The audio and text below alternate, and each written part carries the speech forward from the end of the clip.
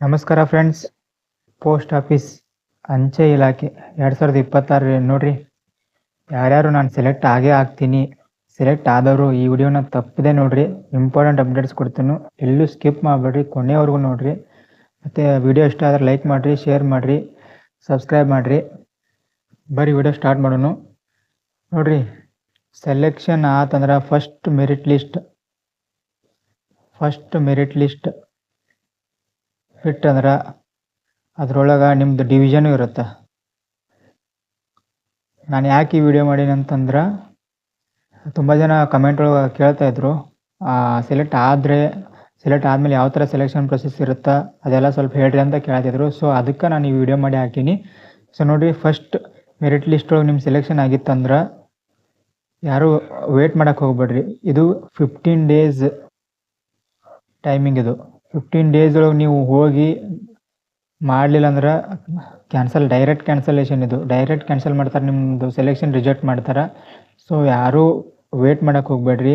ನಾನು ಸೆಲೆಕ್ಟ್ ಆಗೈತೆ ಅಂತೇಳಿ ಸುಮ್ಮನೆ ಇರೋಕ್ಕೆ ಹೋಗ್ಬೇಡ್ರಿ. ನೆಕ್ಸ್ಟ್ ಡೇನ ಆ ಡಿವಿಷನ್ಗೆ ಹೋಗಿ ಡಾಕ್ಯುಮೆಂಟ್ಸ್ನೆಲ್ಲ ಸಬ್ಮಿಟ್ ಮಾಡಿ ವೆರಿಫೈ ಮಾಡಿಕೊಡ್ರಿ. ಸೊ ನಾನು ಇವಾಗ ಹೇಳ್ತೀನಿ ನಾನು ಯಾವ ಥರ ಮಾಡಬೇಕು ಏನು ಅಂತ.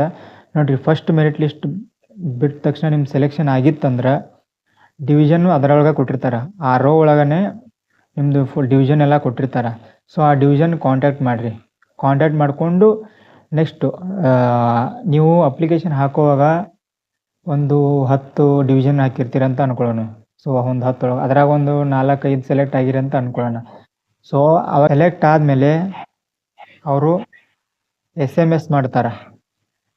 SMS ಆದಮೇಲೆ ಮೇಲು ಮಾಡ್ತಾರೆ. ಮೇಲ್ ಆದಮೇಲೆ ನೋಡಿರಿ, ಇದು ಇಂಪಾರ್ಟೆಂಟಾ, ನಿಮಗೆ ಲೆಟರ್ ಕೂಡ ಪೋಸ್ಟ್ ಮಾಡ್ತಾರೆ ನಿಮ್ಮ ಮನೆಗೆ. ಸೊ ಈ ಲೆಟರ್ ಮಿಸ್ ಮಾಡಿದ್ರೆ ನೆಕ್ಸ್ಟ್ ಯಾವ ಡಿವಿಷನ್ ಸೆಲೆಕ್ಟ್ ಆಗಿರ್ತೀರಲ್ಲ, ಒಂದು 4-5 ಡಿವಿಷನ್ ಸೆಲೆಕ್ಟ್ ಆಗಿರ್ತೀರ ಅಂತ ಅಂದ್ಕೊಳ್ಳೋಣ. ಸೊ ನೆಕ್ಸ್ಟ್ ಡಿವಿಷನ್ದು ಮತ್ತೆ ಲೆಟ್ರ್ ಬರುತ್ತೆ. ಈ ಥರ ಮಾಡ್ತಾರೆ. ಸೊ ಈ ಥರ ನೆಕ್ಸ್ಟ್ ಬರೋ ಥರ ವೇಟ್ ಮಾಡ್ಕೊಳ್ಳಬೇಡ್ರಿ. ಫಸ್ಟ್ ಲೆಟ್ರ್ ಬಂದ ತಕ್ಷಣ ಯಾವ ಡಿವಿಷನ್ ಇರುತ್ತಾ, ಫಸ್ಟ್ ಮೆರಿಟ್ ಲಿಸ್ಟ್ ಒಳಗೆ ಯಾವ ಥರ ಇರುತ್ತೆ ಅದನ್ನು ವೆರಿಫೈ ಮಾಡಿಕೊಡ್ರಿ. ಫಸ್ಟ್ ಮೆರಿಟ್ ಲಿಸ್ಟ್ ಬಂದ ತಕ್ಷಣ ಕಾಂಟ್ಯಾಕ್ಟ್ ಮಾಡಿ ವೆರಿಫೈ ಮಾಡಿಕೊಡ್ರಿ. ಆಮೇಲೆ ಲೆಟರು ಬರುತ್ತಾ, ಯಾವ ಡಿವಿಷನ್ ನೋಡ್ಕೊಡ್ರಿ. ಈ ಡಿವಿಷನ್ಗೆ ಹೋಗ್ಬೇಕಂದ್ರೆ ಡಾಕ್ಯುಮೆಂಟ್ಸ್ ಎಲ್ಲನೂ ತೊಗೊಂಡೋಗ್ರಿ. ಡಾಕ್ಯುಮೆಂಟ್ಸ್ ಯಾವ ಥರ ತೊಗೊಂಡೋಗ್ಬೇಕು, ಏನು ತೊಗೊಂಡೋಗ್ಬೇಕು ಎಲ್ಲ ನಾನು ಪ್ರಿವಿಯಸ್ ವೀಡಿಯೋದಾಗ ಮಾಡೀನಿ. ಸೊ ಅದನ್ನು ನೋಡ್ಕೊಂಬರ್ರಿ. ಡಾಕ್ಯುಮೆಂಟ್ಸ್ ತೊಗೊಂಡೋಗಿ ವೆರಿಫೈ ಮಾಡಬೇಕು. ನೀವು ಇದನ್ನು ಡಿಲೇ ಮಾಡಿದ್ರೆ ಡಾಕ್ಯುಮೆಂಟ್ಸ್ ತೊಗೊಂಡು ಹೋಗೋದನ್ನು ಡೈರೆಕ್ಟ್ ರಿಜೆಕ್ಷನ್ ರೀ. ಇದು ಡೈರೆಕ್ಟ್ ಕ್ಯಾನ್ಸಲ್ ಮಾಡ್ತಾರೆ. ಇದು 15 ಡೇಸ್ ಪ್ರಾಸೆಸ್. ಇದು 15 ಡೇಸ್ ಆದಮೇಲೆ ಸೆಲೆಕ್ಷನ್ ಫಸ್ಟ್ ಮೆರಿಟ್ ಲಿಸ್ಟ್ ಬಂದು ಸೆಲೆಕ್ಟ್ ಆದಮೇಲೆ ಒಂದು 2-3 ದಿನಕ್ಕೆ ಅವ್ರು ನಿಮ್ಗೆ ಮೇಲ್ ಮೆಸೇಜ್ ಮಾಡ್ತಾರೆ ಅವರು.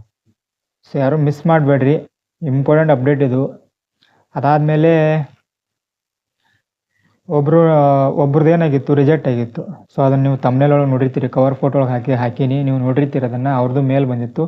ಯಾವ ಥರ ಅಂದ್ರೆ ಅವ್ರಿಗೆ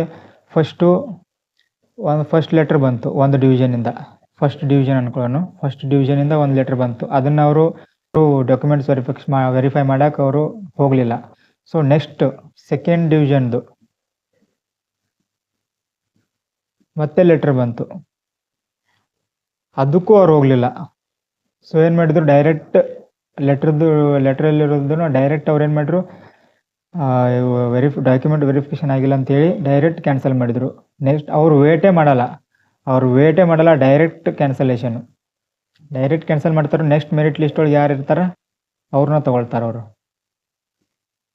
ಸೊ ಏನು ಮಾಡಿರಿ, ಇಲ್ಲಿ ನಾನು ಈ ಕಡೆ ಹಾಕಿರ್ತೀನಿ ಅದನ್ನು, ಮೇಲೆ ಯಾವ ಥರ ಬರುತ್ತೆ ಅದ್ರಾಗ ಏನೈತೆ ಅಂದ್ರೆ ಜಸ್ಟ್ ನೋಡ್ಕೊಂಬರ್ರಿ ನೀವು. ಅದೇನೈತೆ ಅಂದ್ರೆ the final reminder for the post of GDS online engagement ಅಂತ ಐತ್ರಿ. ಪರ್ಟಿಕ್ಯುಲರ್ ಡಿವಿಷನ್ಗೆ ಹೋಗಿ ಡಾಕ್ಯುಮೆಂಟ್ ವೆರಿಫಿಕೇಷನ್ ನಾವು ಮಾಡಬೇಕು ಅಂತ ಐತೆ ಅದ್ರಾಗ. ಸೊ ಅದಾಗಿಲ್ಲ ಅಂದ್ರೆ ಡೈರೆಕ್ಟ್ ಕ್ಯಾನ್ಸಲೇಷನ್ ಮಾಡ್ತಾರೆ ಅಂಥೇಳಿ ಐತೆ ಅದ್ರಾಗ. ಆಮೇಲೆ ಒಳಗೆ ನೋಡ್ಕೊಂಬರ್ರಿ, ಇಲಾಖೆ ನೋಡ್ಕೊಂಬರ್ರಿ. ಸೊ ಯಾರು ಮಿಸ್ ಮಾಡೋಕ್ಕೆ ಹೋಗ್ಬೇಡ್ರಿ. ಯಾರು ಸೆಲೆಕ್ಷನ್ ಆಗೈತಿ ನೆಕ್ಸ್ಟ್ 15 ಡೇಸ್ ನೀವು ಕಂಟಿನ್ಯೂಯಸ್ ಆಗಿ ಅಪ್ಡೇಟ್ ಇರಬೇಕು.